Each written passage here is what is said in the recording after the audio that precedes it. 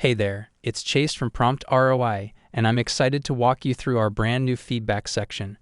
In this short video, I'll show you just how easy it is to make your voice heard. So let's dive right in.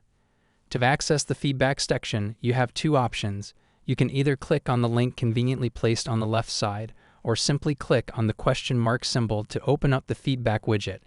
Easy peasy, right? Once you're there, you'll notice a couple of things. First off, you can easily leave feedback and share your ideas. On the left-hand side, you'll find a button to add a new idea. Just pick a short, descriptive topic and let us know about your idea in the box below. Simple as that.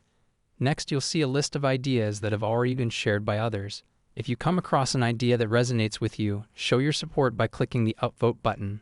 Together, we can amplify the ideas that matter most. Lastly, if you're looking for ideas related to specific topics, you can use our handy search function. It's always a good idea to check if someone else has already suggested something similar before posting your own idea. That way, we can focus our votes and keep the discussion streamlined. I really hope you found this video helpful. We genuinely appreciate your input and value your participation.